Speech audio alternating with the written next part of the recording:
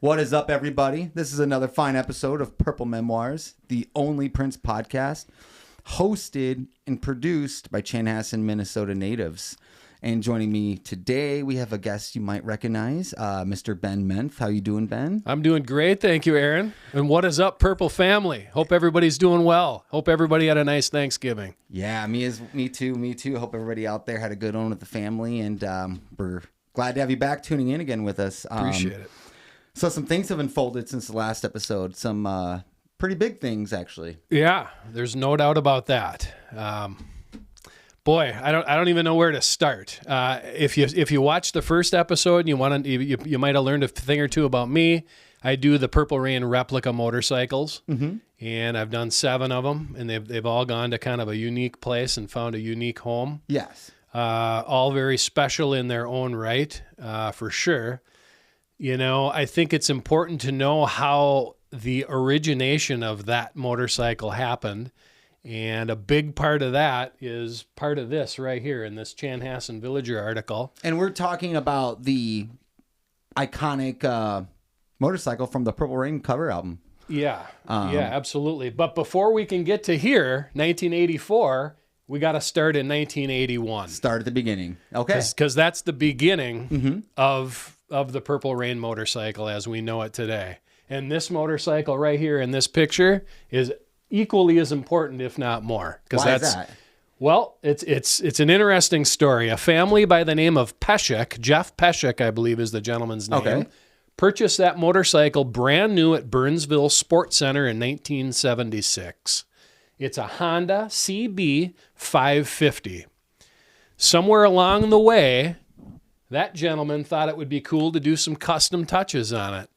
And if you look at that photo, Tony's got it queued up here, and you look kind of close, you're going to notice the custom king and queen seat with the trick upholstery and the pink diamond inlays, as well as the big trident sissy bar on the back, as well as the 6-bend pullback chopper handlebars, and the trumpet exhaust pipes, and the custom red pinstripe, and so forth.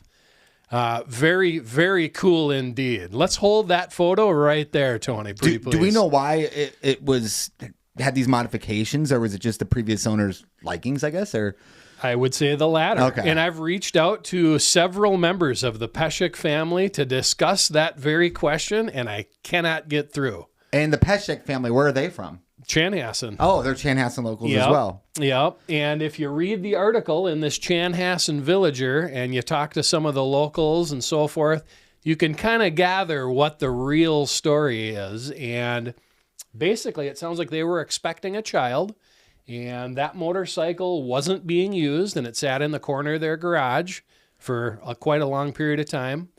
And I guess Mrs. Peshek said to Jeff, hey, why don't you sell that thing? And around what year was this, would you say? 1981. 1981. Yep, so way before Purple Rain. And I guess they rolled it out to Ray Kerber's driveway, which was on Dell Road and Highway 5. In Chanhassen. Right in Chan. And Big Chick Huntsberry, we all know who Big Chick is, Prince's bodyguard and friend and cohort. He was driving by and he saw this thing, and basically, he went home, told Prince all about it, and he's like, oh my gosh, we got to get that for the movie. We got to get it. So Prince went and he bought the thing. And the story kind of starts from there. Apparently, they brought that motorcycle back to Chick's house, right on Dakota Trail in Chanhassen. So not far from where the bike was actually purchased. Probably a mile or two. Okay. Because if that was on Dell and 5, I mean, Dakota Trail, where the Huntsberry family lived, I mean, that was right by... kind of by like McDonald's there, which is about a mile down the road. Yeah. And basically, Prince loved the motorcycle, and he loved the custom touches that were on it. He loved the seat, the sissy bar, the bars, the pipes, etc. And he said, Chick, teach me how to ride this thing. And he got up on the bike, and Chick tried to teach him how to clutch and how to shift, and by golly, he couldn't. A multi-instrumentalist, superstar, dancer, singer, producer, arranger, super guy, couldn't shift a CB 550. Maybe it was the boots? Could have been the boots. Could have been. Maybe, I don't know. That's a good question. That's very interesting. But love the look of it, love the aesthetic, and super cool, right? And so we can take that he probably took an interest, because of the modifications. Like you said, the seat, the pink diamond on the seat is very Prince-esque. Oh my gosh, yeah. Yeah. Lightning years ahead of anything else, and the bars and the sissy bar, all super cool stuff that this Peshek guy did. Mm-hmm. And he loved all that. But the problem, again, was he just couldn't ride the thing. Yeah. So the elders that I've talked to and the people that are in the know and the people that, people that are hip kind of told me that basically Prince said to Chick, do they make an automatic version? Okay. And Chick informed Prince that they did, in fact, make one. And that's how we end up on the CM400, the classic bike as we know it today. Okay. And so they went down to Honda Town in Minneapolis, a local Honda dealer, and picked up a CM400A. Now, do we know the journey of this bike or whatever became of this bike? We do. We do now. We do now. It was a little cloudy, a little fuzzy before, but we do now in a big, big way. So significant because it was we'll call it the prototype to the Purple Rain bike. I mean, yeah, I guess without this bike, there would be no second bike. Yeah. Yeah. This was the precursor to it all. If this bike, they never acquired this bike, the Purple Rain album cover would look completely different. Completely different. It would be a 4-cylinder instead of a twin, and it would have a completely different look. But it would still remain, though, that the bars, the seat, the pipes, the sissy bar, that sort of thing. So it's just so important that you see that that's the original. That's the prototype. If you didn't have one, you wouldn't have the other, right? So basically what happens is this becomes Chick's bike, and he rides this thing around for a number of years. And I didn't really become hip to that motorcycle. I had seen that article, and I had seen that picture. So up until this point you're talking about, you had only ever really heard about it or seen photos. Yep. Right? I've only seen photos and kind of heard the tale. And then one day, maybe 10 or 12 years ago, I'm at my buddy's shop in Victoria, All Power Sports. In Victoria, Minnesota? Yep. Okay. Which is only a couple minutes, 10 minutes away from here. From Chanhassen as well. 5-8 minutes from Chan. So I buzz over to my buddy's shop, and what do I see? Tony, could you please cue up the shots of the bike without the seat on it next to that snowmobile, please? While he's working on that, I get out of my truck to do some snowmobile business with my good buddy Jimmy Hughes, rest in peace. I look over, and I see that sitting in the parking lot. And me being a guy that's built now 7 of these replicas, it didn't take but a split second for me to know what I was looking at. And that right there is Big Chick Huntsberry's bike. That was purchased by Prince for Purple Rain. That's the bike. Wow. That's the bike that Prince learned to ride on, That's right? it right there. You're looking at it. And if this bike didn't exist and they didn't make an automatic version, that was it. You're looking at it. That's the gospel right there. So basically, I went inside, and I'm talking to Jim and his son, Nick Hughes, about some snowmobile stuff. And I said, hey, guys, I got to ask a question. Is that what I think it is out there? And Jim kind of smiles at me and says, I knew it wouldn't take you long to figure it out. He said, Big Chick Huntsberry's son, Chuck, brought that over here to kind of do a light restoration and some service work on it. And I said, wow. My gosh. And he goes, here, and if there's any doubt in your mind, I want to show you something. And old Jimmy pulled out his cell phone, and he showed me a picture with some title work on it. And that title had Prince Rogers Nelson as the seller, and the buyer was Charles Huntsberry, Big Chick Huntsberry, right on there. And you got to see it in person that day. Well, I got to see a picture of that on his phone. And I said, Jimmy, can I take a picture of that picture on your phone? He goes, sure, but don't show anybody. Kind of winks at me. There's the picture I took. Now, I took that about 12 years ago and about 3 cell phones ago. And you can see Prince. And you can Nelson see Rogers on the right top there. left corner, Prince Rogers Nelson from Tamarack Trail, Eden Prairie. And then on the lower section of the frame, you'll see the Huntsberry name there from Dakota Trail in Chanhassen. And I just thought that was such a unique picture that I wanted to photograph the picture. That's history. I just thought, wow. I mean, that speaks volumes right there. That's history. I'm looking at history. Sure is. So anyway, as the story goes, it sounds like Chuck Jr. Huntsberry kind of had a little bit of a different direction that he was going, and life was kind of getting in the way, and he brought the motorcycle home. And he brought it home to his house. In Chanhassen area? I don't know. I think he was living in Shakopee at the time. Okay. So it's still fairly local. Yep. Probably another 10 minutes south of Chan. Basically brought it home, and it kind of stalled out. Not much was happening with the thing. It was just kind of parked. I'm getting all this now from Chuck, so we know it's facts. Do we know why it was parked? Was it just not running, or just life? I think life just kind of got in the way. He was doing other things, wasn't really on the top of the priority list, and just wasn't a priority for him for whatever reason. Some things happened where he decided to sell the motorcycle. He decided to let the motorcycle go. And I want to say this was probably 8-9 years ago. And he sold it to a gentleman, and I believe that gentleman knew the significance of it. I'm pretty sure of that. I'd like to think he did, because that's a mighty, mighty special, rare piece indeed. And that's a selling point if you are to sell it to get rid of it. Oh my gosh. Yeah, through the roof, right? So basically that guy brought it to a shop about 3 miles up the road from where we're sitting right now. From where we're sitting right now? Yep. But I didn't know anything about that. I was totally in the dark on the deal. How did you first hear that it was even at this shop? That's the big question.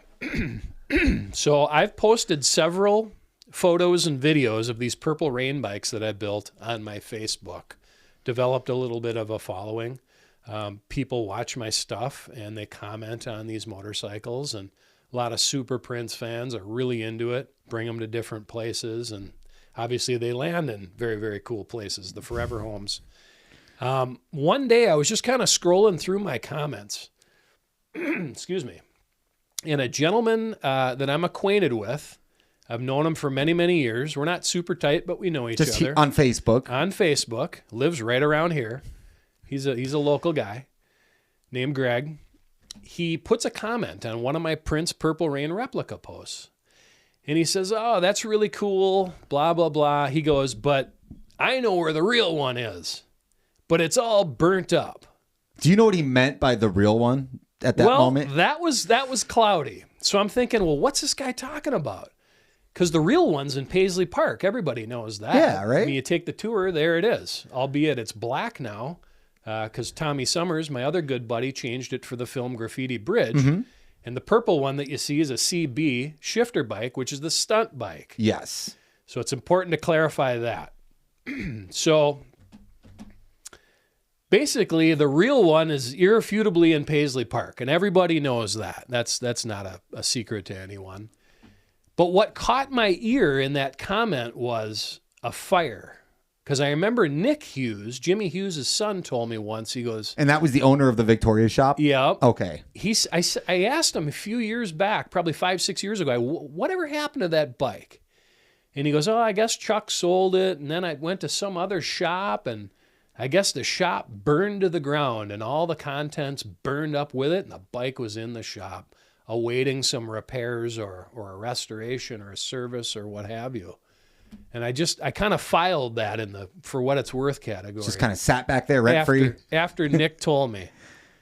And when this guy Greg made this comment on my Facebook, I sort of dismissed the real one, but what really resonated with me was the fire. He goes, but it's all burnt to the ground. And I thought, well, wait a minute, that's awful coincidental. In this bit of psychobabble that he chimes in with, I hear the word fire and burn to the ground. And that's what stuck with me. How long ago was this comment left on your Facebook? I think I responded probably to that 5 years ago is when I got that comment. Okay.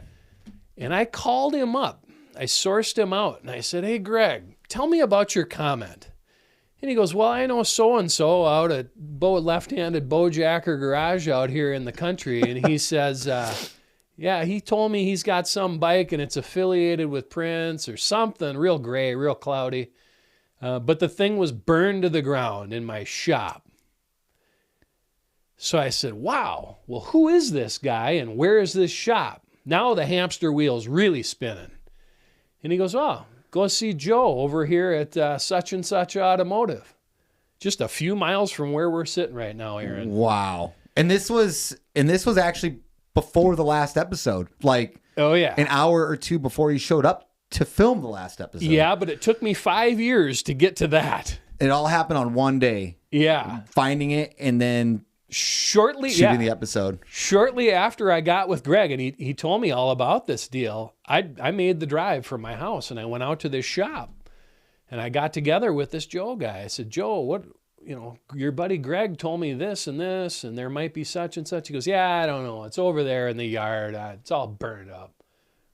He goes, you're wasting your time. Just beat it, kid, he was changing the oil on some 75 Monte Carlo. The guy had no time for me. He couldn't have cared less. He couldn't have cared less. It meant literally nothing to him. Isn't that something? It's like I was wasting his time. And I said, well, would you mind, Joe, if I go just have a look-see at it or look for the thing? I mean, he kind of pointed in a general direction in his property. There's junk everywhere. And just in the middle of nowhere, small town. Yep, just a knockabout little shop. Farm implement stuff and junk cars and bikes and go-karts and just junk everywhere. Depressing. So I take a walk and I'm going out and I'm kind of just scanning. There's tall grass and buckthorn everywhere and I'm looking. And then out of the corner of my eye, I see the Trident sissy bar. Just the top chrome tine of the three, right? Sticking out. I see it sticking out of the tall grass. And I knew exactly at that moment what I was looking at. Right? Tony's queuing up the shots of the first time I found this thing. My eyes about popped out of my head. And it was just sticking out of the tall grass. Yep. Just stuck in the ground, but the sissy bar was sticking up high enough that I could see it. And I ran. There it is. And what was so special about this particular sissy bar? It was handmade. That was hand fabricated and plated for that original Purple Rain prototype bike. And despite the fire and it being all burnt to a crisp, I knew at a glance what I was looking at. So I walk up and I'm looking closer. I see the sissy bar. I can see the trumpet pipes. The front end was about 4 inches extended from stock. I knew at a moment, I'm like, oh my gosh, this is it. Your heart sank at that moment? My heart sank. So I snapped up these photos and I took a little video. Like I say, this is probably 5 years ago now. So I go back inside and I didn't really want to, lay all my cards on the table. But yeah. I said, hey, Joe, I said, that's really interesting, that burnt out bike back there. I said, is this something that I could possibly, yeah, there it is when I first saw it, leaning up against a tree. I said, Joe, is there any way I could buy that from you? Nah, get out of here. I'm changing the oil. Blowing smoke in my face. This guy had no time for me. But I was tenacious. I went back there. This was like in the spring, we'll call it, 5 years ago. I went back in the fall. Same routine. I waited another year. Spring, fall. The guy's like, get out of here. You're wasting my time. Same attitude. Same attitude. Changing the oil on these junk cars, changing tire, lots of cigarette smoke. Just not a great environment. Yeah. Just a real kind of dirtbag environment. Yeah. So I did this. Spring, fall.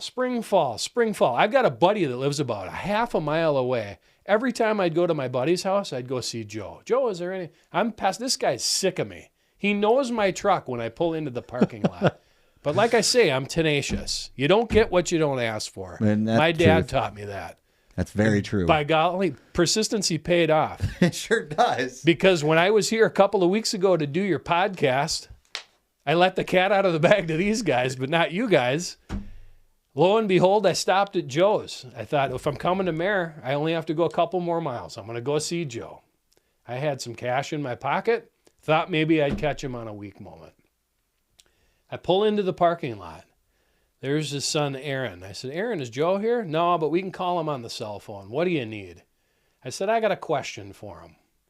He says, yeah, fire away. Let's call Dad. Joe gets on the phone.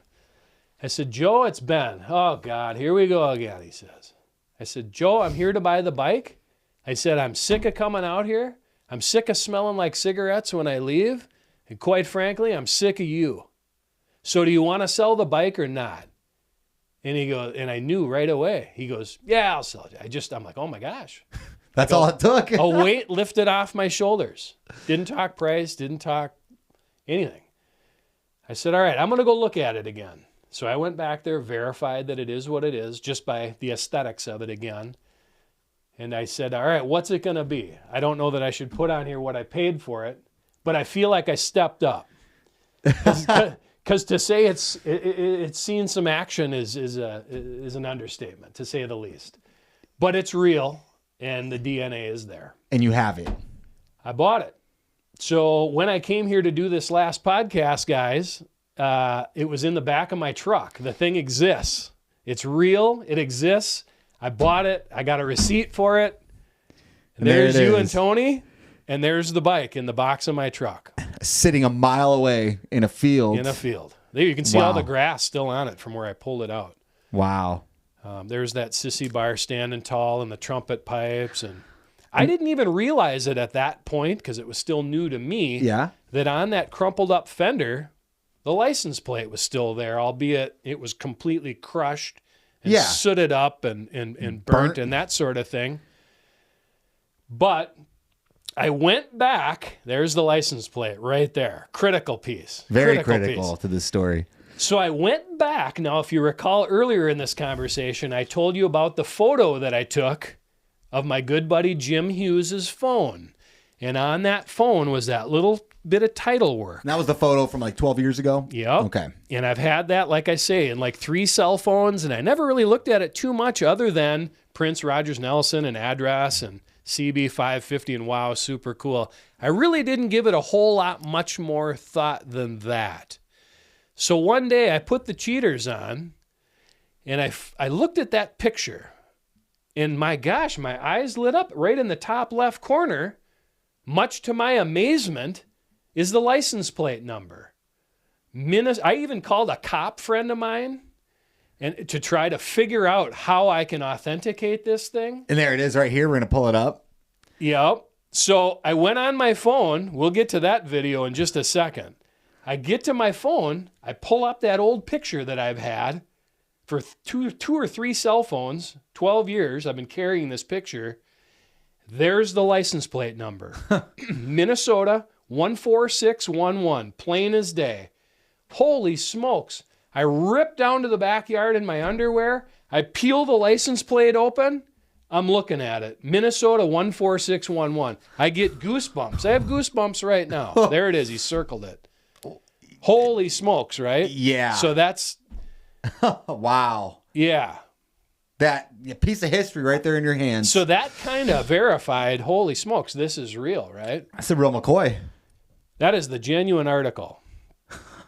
So I'm kind of digesting this and telling all my friends and Prince friends, and everyone's like, holy smokes, you should get everything you can. Like, go full tilt, dive all the way into this and get as far as you can get. Well, I got a whole lot farther than that picture and the bike. I got a whole lot further, yeah. So I reached out to Big Chick Huntsberry's son, Chuck Huntsberry. Okay. Who lives, like I say, in Chocopee. Probably, Chuck Jr.? Yep, 15 minutes from here. Super nice kid. I said, hey, Chuck, we have some mutual friends. I think he went to Chaska, grew up in Chanhassen. We've got some mutual friends, kind of broke the ice that way. Guy's the nicest guy you ever met, salt of the earth That's kid. awesome to hear. Yeah, and I go, tell me everything there is to know about the motorcycle. And he sent me some cool pictures. Perhaps you can sound up those two of Chick in the driveway, Tony. I said, tell me everything. And he goes, well, they bought it for the movie. My dad tried to teach Prince how to ride it. He had difficulty clutching and shifting and so forth. My dad ended up riding it. It ended up going to me. It ended up going to this guy. Just kind of reiterated everything that I already pieced together. There's the bike with the slick custom black paint job. With Big Chick. Yep. Red pinstripe, the seat, the sissy bar. You can see there, the struts. So he basically said, well, here's what happened, Ben. It went to this guy. He went to get it fixed up, burned to a fire, blah, blah, blah. I said, yep, I know all that. I actually own the bike. And he's like, wait a minute. After that one guy settled from the insurance company, I was told it was supposed to get scrapped. There's Chuck on the bike for a night on the town back in the old days. And this is the man in reference you're talking about right now. This is who I'm talking about. And I said, do you have any pictures? Do you have any stuff? And he goes, yeah, as a matter of fact, I do. I said, well, what is it that you have? And he goes, well, I've got pictures and photocopies of the title still in Prince Rogers Nelson's name, as well as in my dad's name, and a license plate registration tab form. And I'm like, holy smokes. I said, is there any way... You brought some of those with you today, right? I did. Okay. I said, is there any possible way I could see those or even acquire them? Mm-hmm. And he goes, yeah, I've been carrying around these things my whole life. He goes, let's get them into your hands. If you have the bike, I'd like to see the bike and make sure it is what you're saying it is. And let's get together on this stuff. He goes, where do you want to meet? I said, let's meet at 7 and 41 at Cub. And when was this? This was like 3 weeks ago. Oh, okay. And he gets out of his car. We shake hands. There he is. There he is. And we'll get to that picture too. And he goes, Ben, here, I want to give this stuff to you. And here's a copy of the title in Prince's name. And here's a copy of the title in Big Chick's name. You're looking at it right there. Prince Rogers Nelson, owner. And then now here's the second owner, Big Chick Huntsberry. Here's a tab form to get current tabs for the thing. That's as real as it gets. It doesn't get any more real than this. Wow. And there it is in Prince's name, Prince Roger Nelson, Eden Prairie address. Charles Matthew Huntsberry, the owner, right there. Wow. So this is history right here. This is, I'm honored to be holding this right now. Yeah, it gets better. And wait, there's more. He says, Ben, I was digging around and I found a couple other things. And I said, well, what did you find? He goes back into his car, opens up his back seat, pulls these out. The original side covers from the motorcycle. Wow, you brought them with you? Wow. Custom painted black with the red pinstripe, as well as the mirrors. And he proceeds to tell me, Ben, I think there's a 99.9% chance that I know where the seat is for that motorcycle. He says, I used to have it. I think it's at a friend's house, and I think I can get it. Huh. And my eyes are like popping out of my head. And this is all during that meeting in the parking lot. Yeah. Yeah. So went to Walgreens, blew up kind of all the pertinent photos, stuff that you guys have seen. I think it's important that you see these. Oh, yes. There's the plate. There's the bike when I first saw it. Chuck. My house there when I dug it out. You've seen all this provenance. And I'm kind of staying with this Chuck. And I said, Chuck, if there is any way you can round up that seat, I'll give you a nice reward for that. I'd really like to have it. You see here what I've got. It's like the last piece to the puzzle. I'm trying to put the puzzle back together here. And he's like, all right. He goes, I'm kind of busy. I got some things going on. I'm doing some touring with a band, and I got a lot going on. He said, but if I can find that seat, we'll work something out. So I'm thinking I got about a less than 1% chance. Did you feel like he was going to maybe actually get it, or were you it's just a gamble at that point, right? It was a 50. I mean, like I say, I was pessimistic. But who knew at this point with the way everything was going? Right. Especially when I saw that bike 10, 12 years ago at All Power Sports in Victoria. When I saw it, there was no seat on it. And it did have these side panels on it, though. So I kind of thought the seat was maybe lost. I mean, I didn't put a whole lot of stock in what he was saying. But I stayed with him, and we texted back and forth every few days. And then one day, out of the blue, just, boy, what are we at here? We're at Sunday. I think it was 3 days ago, Friday. 3 days ago from today. Okay. I get a random text from Chuck. And he goes, Ben, I got the seat. And I'm like, come on. The seat? He goes, the seat. And that was only like a week, maybe 2 weeks from talking to him. Yeah. Wow. And I said, Chuck, we got to make this happen. We got to get together on this thing. I've got, a lot of the puzzle here, and I'd sure love to have that huge piece. How were you feeling when he said, like, I was in shock. And I'm just sitting at my house. I think my wife and I were watching a Timberwolves game.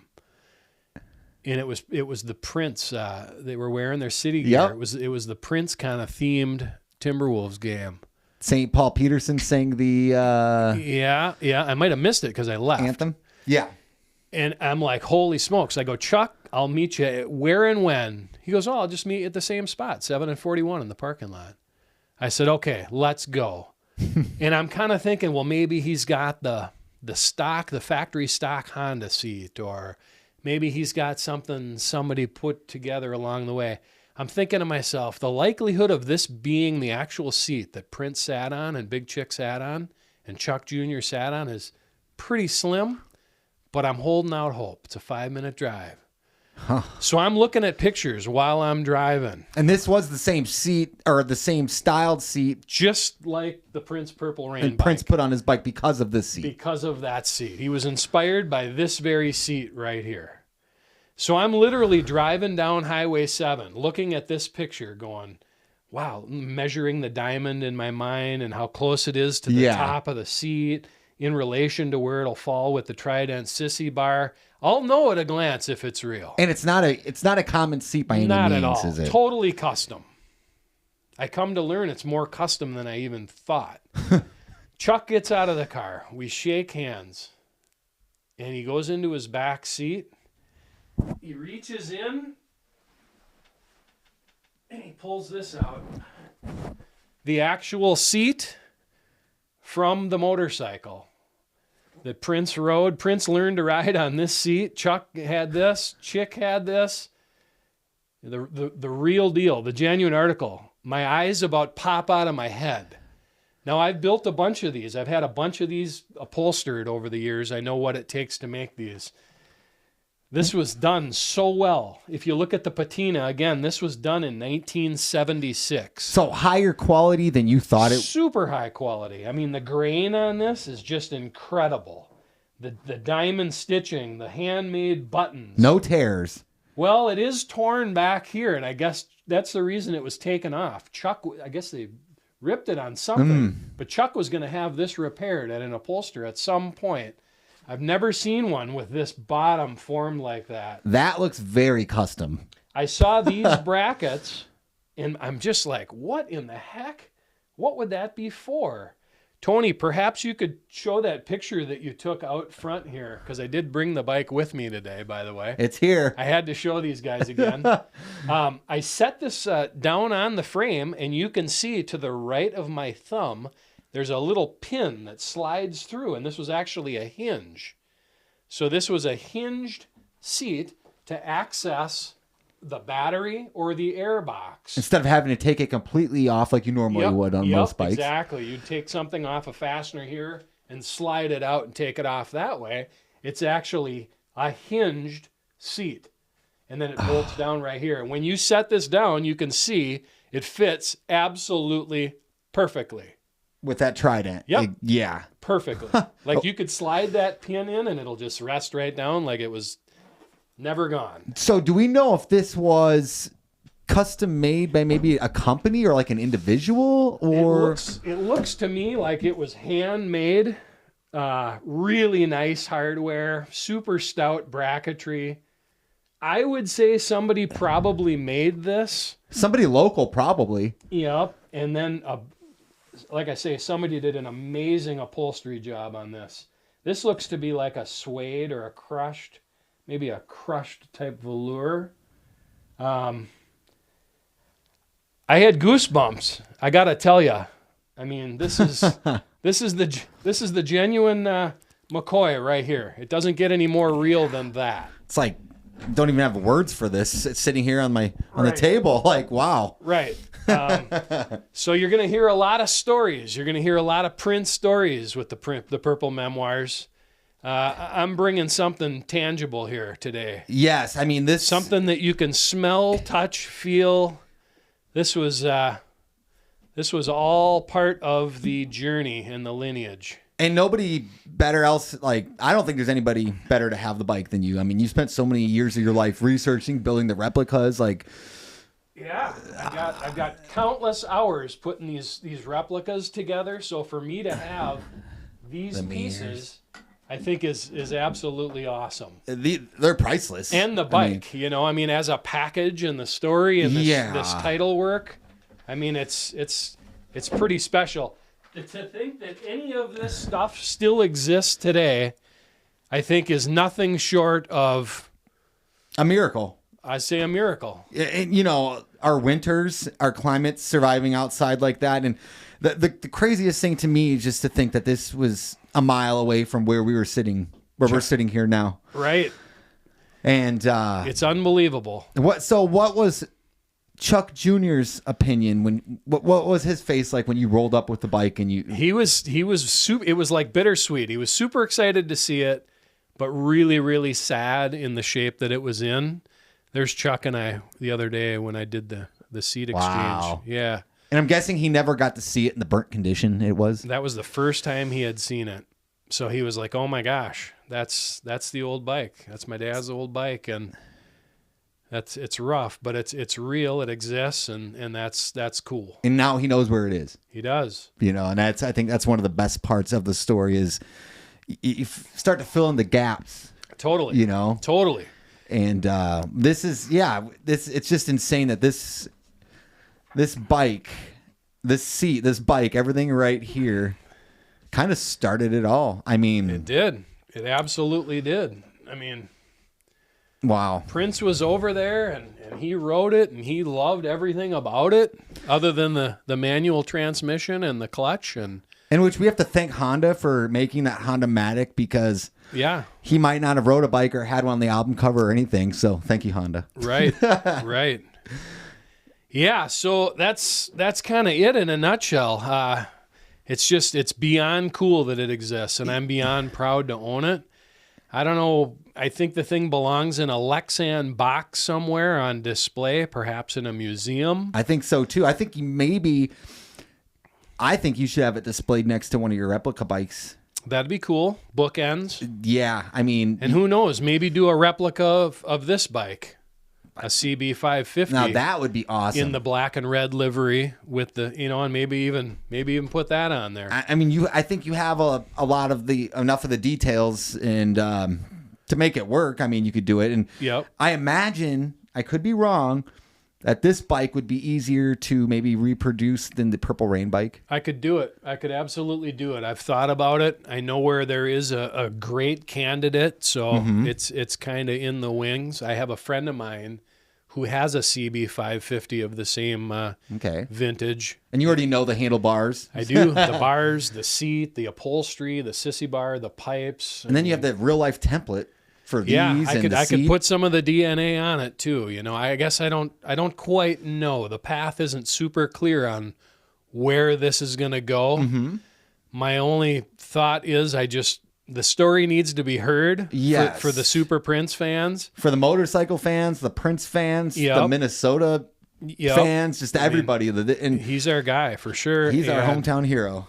I think it's so important that all this stuff and the bike stay together. Mm-hmm. I think it's equally as important that it gets seen and the story gets told and heard and that sort of thing. I agree. I couldn't be more excited about it.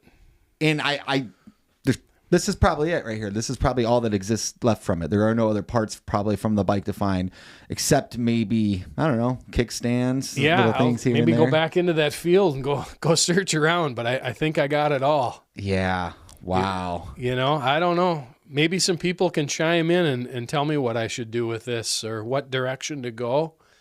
but I can tell you, it's real. It's the gospel. Tony, perhaps you could cue up that video where I do the verification of the serial number as well as the license plate. Yeah. Good morning, Warwick. Benjamin Menth here. Looking at Prince Rogers Nelson's motorcycle. We've got a license plate number of Minnesota 14611, as well as a serial number of 1234559. And we've got Big Chick Huntsberry here with the same serial number 1234559, as well as license plate number Minnesota 14611. Here is the serial number on the frame, CB550 1234559. And we have on the license plate Minnesota 14611. There you are, sir. That's the gospel. Let me know if you need anything further. It's like I said, there's nobody else that should have this rather than you. I mean, other than you. You know, I was told by the gentleman that had the bike out in this field, he had no interest. You know, he's like, yeah, the guy got paid out. I was supposed to scrap it, whatever. It just didn't happen, and it just laid in my yard, and you showed up. I just think, gosh, if I wouldn't have stopped by, or I wouldn't have read that Facebook comment and investigated it. It was a guy named Greg Kanan, a local guy. And if I wouldn't have pursued that, you know, that fire, you know. All from that comment all about from the just fire. that one comment, if I wouldn't have called him, or if I wouldn't have taken that picture of that title work in Jim Hughes' phone, or if I wouldn't have seen that picture one time online, when I got to Victoria, you know, I wouldn't have known. I wouldn't have even given that bike a second look. But just by chance, you know, it all kind of went together. You know, seeing that article once many years ago after Prince died, you know, and seeing that comment, and then seeing that bike, and then seeing that picture in Jimmy's phone, you know, and then it's just crazy. It's like you can't make it up. It's weird how things work out, timing and everything. And if it was originally scrapped like it was supposed to be, right, we'd be all gone. We wouldn't be sitting here right now. And I wouldn't have reached out to Chuck and said, hey, would you happen to have anything? I wouldn't have thought he would have had this or these or this. I mean, it's just kind of crazy. It kind of goes, you know, along with everything happens for a reason. Yeah. And timing is everything. And timing is everything. Wow. And just to be able to put it all together, I like I say, I just think it needs to be seen. Yes. It's such a significant. We're very lucky to have this brought onto the show. And part of the puzzle, yeah. And yes, I'm happy to do it, and I'm glad you get it, and I hope you guys get it too. And if you're Prince fans, I think this is real. This is just as significant as his cloud guitar. I mean, this is in so many ways. I took the tour at Paisley Park. I mentioned that in part one, and you look at the guitars. Yep. And, you know, looking at those guitars, you see some of the ones that are modified. We'll call them the prototypes. Yes. You know, and you look at them and you go, that was that guy's vision. Well, so was this, you know, and you know, they've got those prototypes on display. Perhaps we need to put this prototype on display. Yeah. You know, keep this safely in your possession. But yeah, you don't want the wrong people to get this. So you might not get it back. You know? Yeah, I get it. But yes, it definitely needs to be respected and displayed. Yeah, I'm like speechless. It's sitting here right in front of me. I'm touching it. Yeah, hard to believe. He rode this bike. He sat on this seat and. Wow. Yeah, it's real for sure. Definitely real. Yeah, and you have it. And so where do you don't, like you said, don't have any plans per se right now? I really don't. It's all just so new to me, you know. Mm-hmm. You know, a lot of motorcycles come and go, and you hear a lot of stories, but like this is special, man. This is real. It's almost more special that it's burnt up in the way you found it. Yeah, if it wasn't burnt up, maybe I don't know. Rather than buying a mint, example from some collector or something like that. Right. I mean, nobody knew this was even there. Right. You, maybe one other person, and the guy didn't even know the significance of it. He couldn't have cared less. He wouldn't give me the time of day. It's like I was wasting his time. I'm like, I got some cash. I'm willing to kick you some money. Let's make this happen. Get out of here. Okay. I guess it pays to be tenacious, Yeah. I mean, to find the artifacts and be on for another episode within 2 weeks, 3 weeks of shooting the last one. Yeah. I mean, it's meant for you to have this and for you to find this. I think it is. I truly believe that. I do too. Yeah. I want to thank you again for coming on. Oh my gosh. Thanks so much for having me. Yeah. These are just fun. I just enjoy it. And us as who well. knows? Maybe when this does ultimately get put into a box and on display somewhere, maybe I'll come see you again. Or if you start to, build a replica of this bike. That could happen too. You just never come back anytime. But you never know. You heard it here first, and you heard it on Purple Memoirs. Be sure to like and subscribe. Thanks for tuning in, guys. Have a great day.